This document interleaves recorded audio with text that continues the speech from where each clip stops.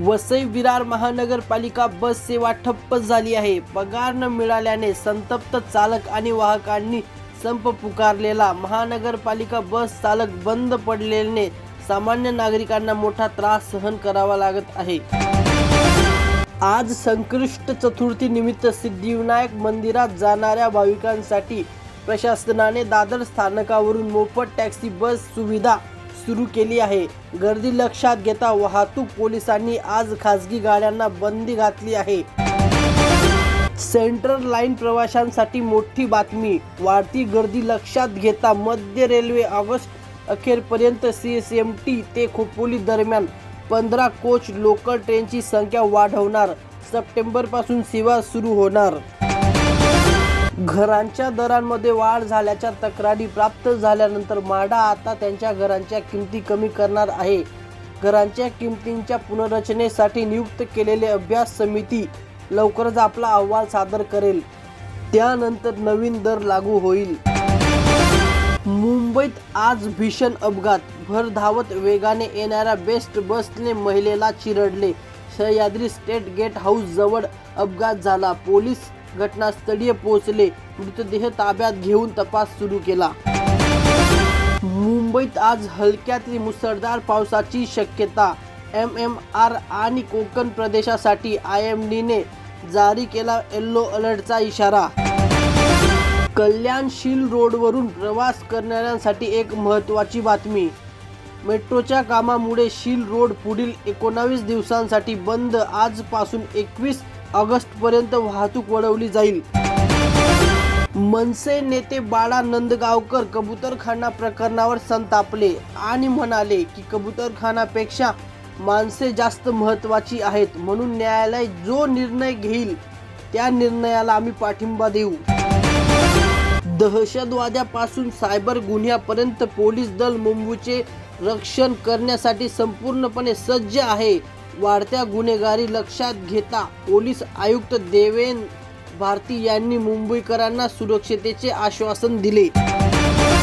नवी मुंबई महानगरपालिका निवडणुकीपूर्व भाजपला मोठा धक्का। आज उद्धव ठाकरेंच्या उपस्थितीत अनेक अधिकारी आणि कार्यकर्ते शिवसेना ठाकरे गटात सामील झाले। महाराष्ट्रात लवकरच पोलीस भरतीची सुरुवात होणार। मुख्यमंत्री देवेंद्र फडणवीस यांच्या अध्यक्षतेखाली आज झालेल्या मंत्रिमंडळ बैठकीत 15,000 पोलीस कर्मचाऱ्यांची भरती करण्याचे निर्णय घेतला आहे। ताडदेव नागपाडा आणि मुंबई सेंट्रलला जोडणारा नवीन केबल स्टेड बेलेसिस उड्डाणपूल BMCने डिसेंबरपर्यंत पूर्ण करेल। नवीन पुलाच्या बांधकामामुळे वाहतूक सुविधा आणि कनेक्टिव्हिटी सुधारेल।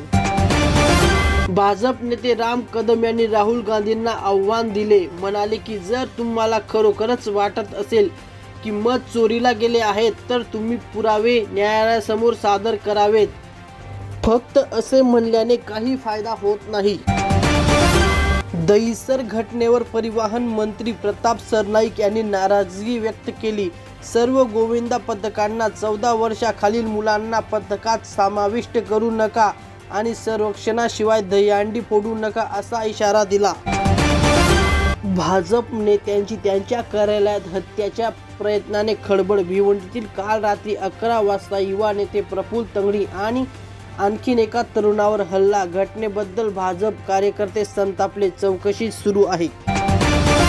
मुंबई पुणे एक्सप्रेसवेवर भीषण अपघात। 22 वर्षे प्रभावशाली अभिनेत्री आफिया बानूचा अपघातात मृत्यू। मित्रांसोबत लोणावळा येथे जाताना हा अपघात झाला। नालासोपारा आणि विरार येथील माजी बहुजन विकास आघाडीचे नगरसेवक महेश पाटील यांनी मंत्री रवींद्र चव्हाण यांच्या नेतृत्वाखाली भाजपमध्ये प्रवेश केला, ज्यामुळे स्थानिक भागात भाजपची ताकद वाढली। दहिसर टोल नाका हलवता येईल। वाहतूक समस्या कमी करण्यासाठी टोल नाका हटवण्याची सूचना महाराष्ट्राचे परिवहन मंत्री प्रताप सरनाईक यांनी केला। यामुळे मुंबईच्या उत्तरेकडील भागात वाहतूक सुरळीत होईल। मुंबईत सोन्या चांदीच्या किमतीत बदल। 10 ग्रॅम 22 कॅरेट सोन्याचा भाव 92,950 रुपयेवर तर चांदीचा भाव 1,15,000 रुपये प्रति किलोग्रामवर पोहोचला। महाराष्ट्रातील यवतमाळमध्ये एक धक्कादायक घटना. 9 वर्षाच्या मुलाने त्याच्या एक वर्गमित्राच्या मदतीने शाळेच्या एका शौचालयात एका विद्यार्थिनीवर लैंगिक अत्याचार केला. पोलिसांनी या प्रकरणात तपास सुरू केला.